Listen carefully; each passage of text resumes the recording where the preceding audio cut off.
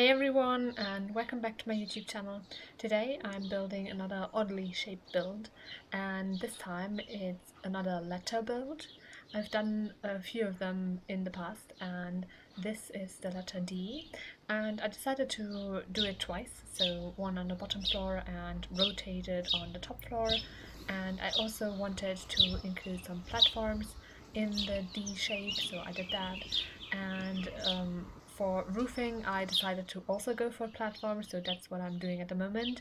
Just doing some rooms so I can actually raise it up a little bit and yeah, make it into an actual roof shape. And because I didn't want the inside to be a room, I needed to trick it a little bit, so that's why I made it so weirdly. And yeah, I decided to go for mostly a black and white color scheme. I used black flooring and white walls. At the moment I use the unbent smoothness, I think it's called, but I would change it to the painted brick later, just because I wanted it to be a little bit more colorful, so a little hint of color I wanted to have. And yeah, now I'm just doing the courtyard in the middle of the build, and also the windows and doors leading into and out to the courtyard and backyard as well. And I also put down stairs to go up into the second floor, and I also of course did the floor plan. With the windows, I really wanted to use the new ones. That was one of the goals of this build. I have used it before, but not as like the one window that I had, so that's why I wanted to use it here a lot. And yeah, I think it is a cool window and gives like a really cool vibe to the whole build, and I think it fits quite nicely with the idea that I had going for this build. And yeah, I wanted it to be like a modern build and just like accentuate the aesthetic of the weird shape with the modern thing that is going on. And yeah, now I'm like finished with the layout, the like coloring of the walls and so on, so I decided to move on to the landscaping with the trees at least, so I had an idea how it's going to look like. And then I did the bathroom just to get it over with, honestly. And I also opened the requirements tab, so I knew what else I actually needed. And I decided to put the easels outside, and like three in the courtyard area and also three in the backyard area basically.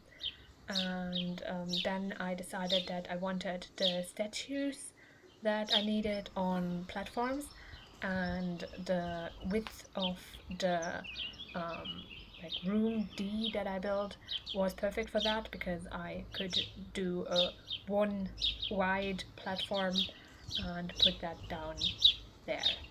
And yeah, I did three of those platforms and put different things on each of those platforms. And I also put down some other statues downstairs, and upstairs I put the paintings, mainly because there I had more wall space.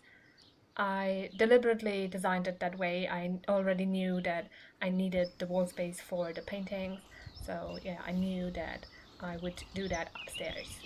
And yeah, downstairs I just have more windows because I really wanted to have the light for that.